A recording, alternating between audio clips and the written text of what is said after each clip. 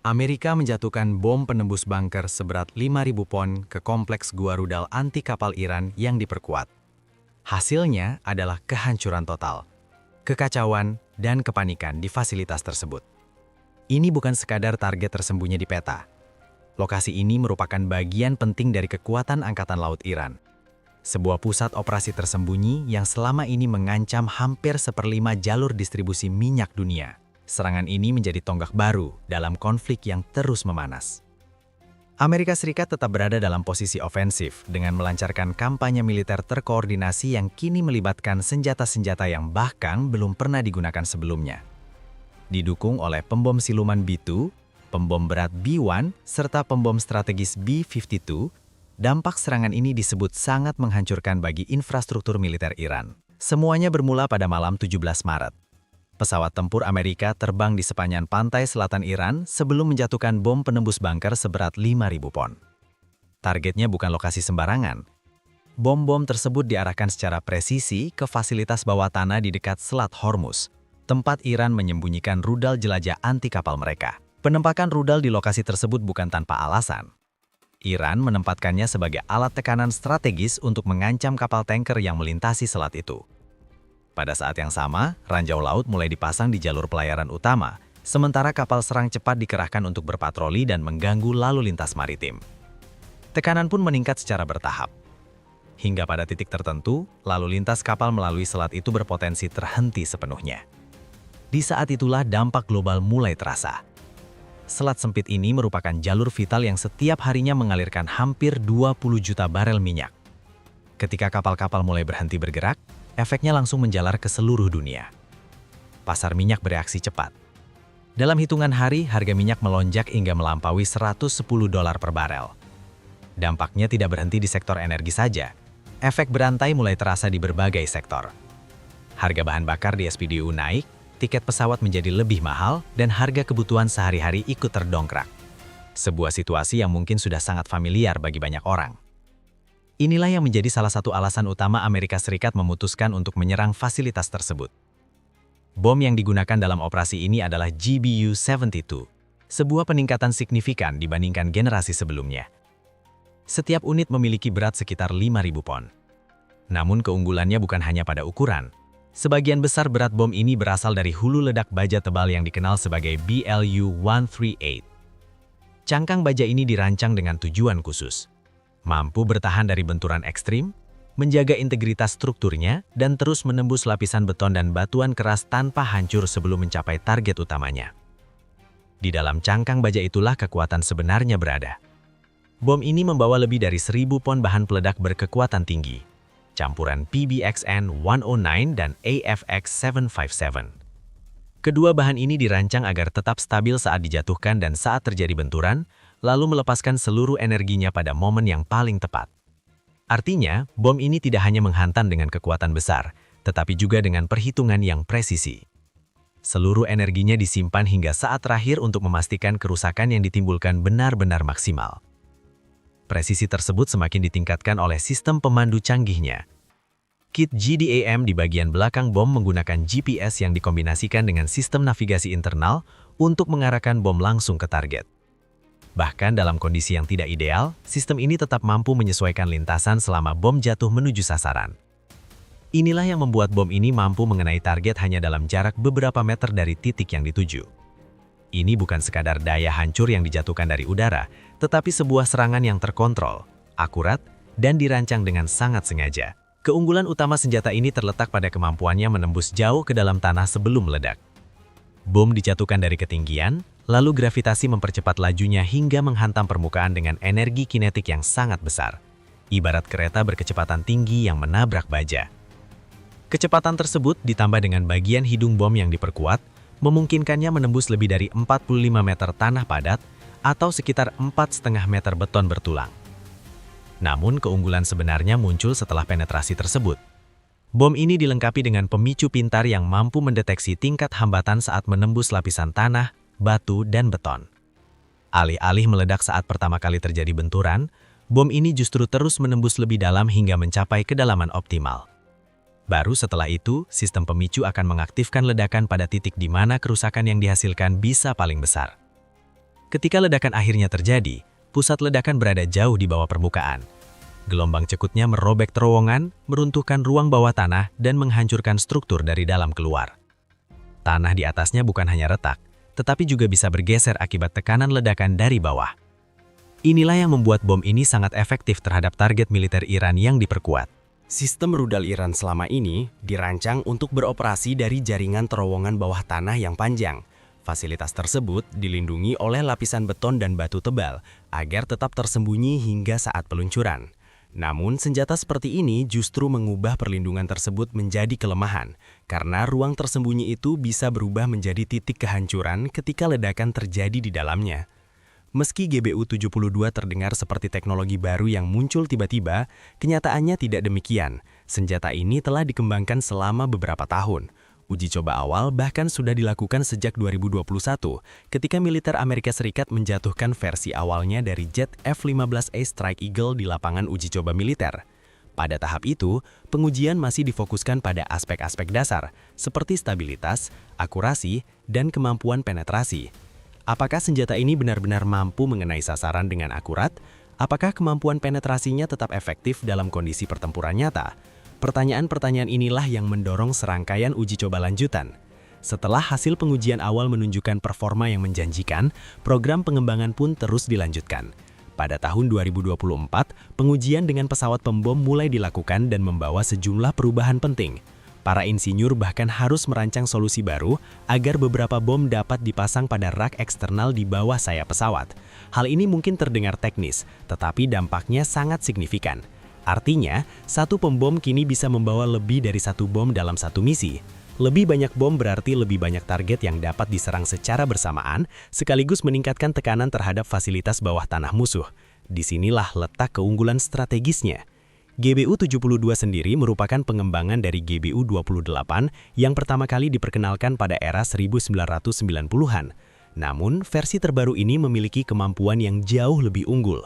Bom ini mampu menembus lebih dalam, menghantam lebih keras, dan memiliki cangkang yang lebih kuat sehingga mampu bertahan dari benturan ekstrim sebelum menembus target. Sistem pemicunya juga jauh lebih canggih, mampu menentukan waktu ledakan yang optimal setelah mencapai kedalaman tertentu.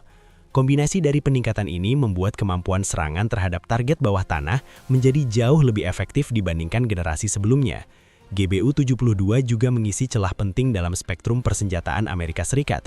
Posisinya berada di antara GBU-28 generasi lama dan bom bunker raksasa seberat 30.000 pon yang digunakan pembom B-2 untuk target yang paling terlindungi. Untuk target yang sangat dalam, terutama yang tersembunyi di bawah pegunungan, Amerika Serikat mengandalkan salah satu senjata konvensional terbesarnya. Pembom siluman B-2 Spirit membawa Massive Ordnance Penetrator atau MOP, sebuah bom bunker buster raksasa seberat 30.000 pon yang menjadi salah satu senjata konvensional penembus bunker terbesar yang pernah dibuat. Ini bukan senjata biasa, bom ini dirancang khusus untuk menghancurkan target yang tidak dapat dijangkau oleh senjata lain. MOP diklaim mampu menembus lebih dari 200 kaki lapisan tanah dan beton bertulang sebelum meledak di dalam fasilitas bawah tanah yang sangat diperkuat. Ketika MOP digunakan terhadap fasilitas rudal Iran yang paling terlindungi, serta lokasi yang diduga terkait dengan program strategis mereka, dampaknya disebut sangat menghancurkan. Kompleks yang sebelumnya dianggap hampir mustahil dihancurkan, dapat dilumpuhkan dari dalam.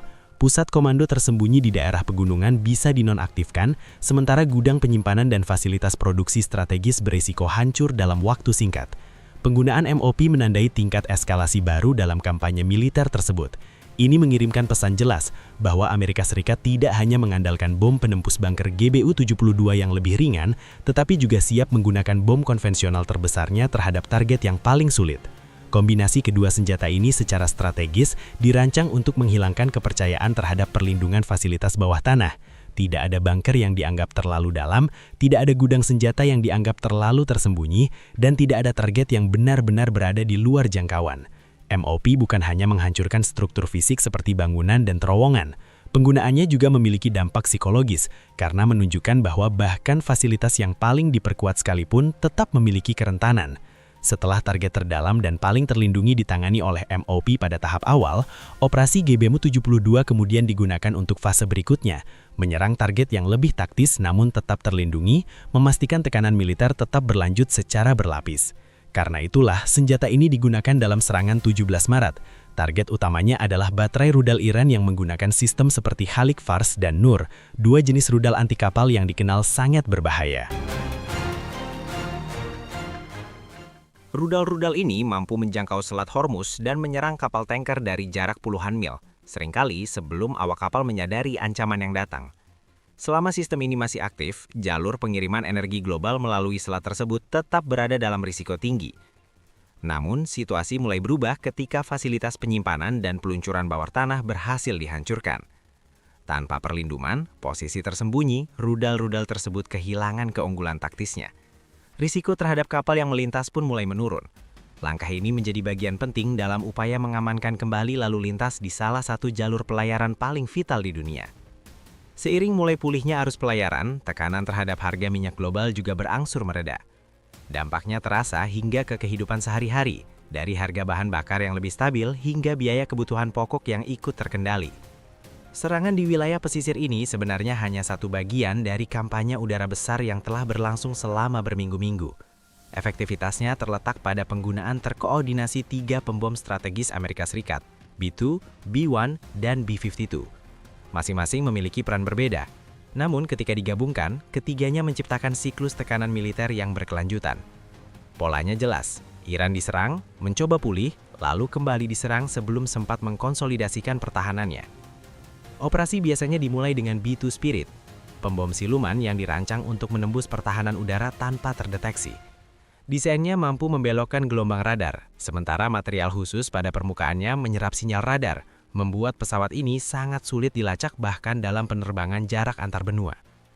Misi B-2 umumnya dimulai dari pangkalan udara Whitman di Missouri dan dapat berlangsung selama puluhan jam, didukung pengisian bahan bakar di udara. Pada tahap awal kampanye, B-2 digunakan untuk menyerang target paling dalam dan paling terlindungi, termasuk fasilitas seperti Fordo dan Natanz, menggunakan bom penembus bunker untuk menghancurkan infrastruktur bawah tanah. Kini fokus operasinya sedikit bergeser.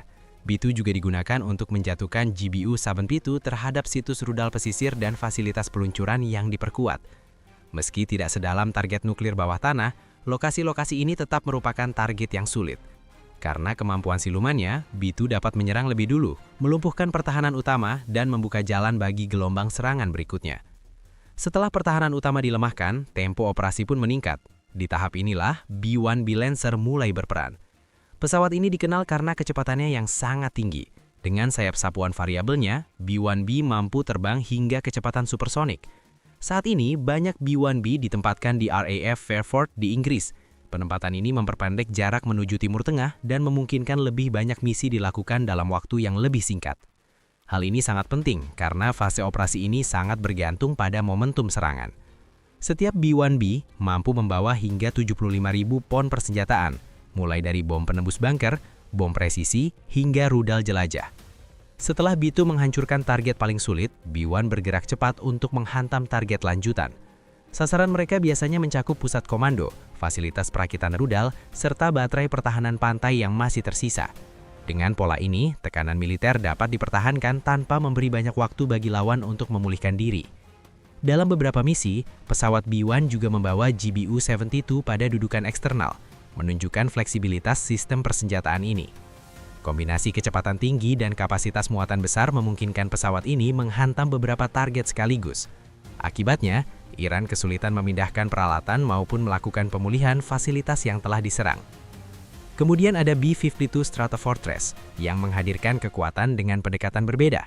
Meski pesawat ini berasal dari era Perang Dingin, kemampuannya dalam membawa daya tembak besar masih sangat relevan hingga sekarang. Sejumlah B-52 juga beroperasi dari RAF Fairford di Inggris dalam kondisi siap terbang kapan saja. Keunggulan utama pesawat ini adalah daya tahannya. B-52 mampu bertahan di udara selama berjam-jam, melakukan patroli, menyerang berulang kali, atau meluncurkan rudal jelajah dari jarak aman tanpa harus memasuki wilayah berisiko tinggi. Dalam kampanye ini, B-52 difokuskan untuk menyerang jaringan pendukung militer yang luas. Targetnya meliputi lapangan udara, depo bahan bakar, baterai rudal, serta berbagai fasilitas logistik yang menjaga operasional militer tetap berjalan. Karena B-52 bukan pesawat siluman, kehadirannya sendiri sudah menjadi indikator penting. Hal ini menunjukkan bahwa sistem pertahanan udara Iran telah cukup dilemahkan sehingga pembom besar non-siluman pun dapat beroperasi dengan risiko yang lebih rendah.